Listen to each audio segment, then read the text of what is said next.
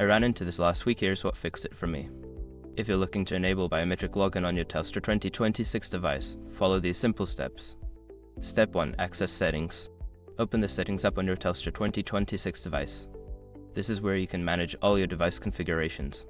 Step 2. Navigate to Security. Scroll down and select the Security option. This section contains all the security features for your device. Step 3. Select Biometric Authentication. In the Security menu, look for Biometric Authentication. Tap on it to proceed with the setup. Step 4. Set up your biometrics. Follow the on-screen instructions to register your fingerprint or face. Make sure your finger is clean and dry for accurate scanning. Note, if your finger is wet, the scanner may not recognize it, so dry it off first. Step 5. Enable biometric login. Once your biometrics are registered, toggle the switch to enable biometric login for apps and device unlocking. Now you're all set to use biometric login on your Telstra 2026.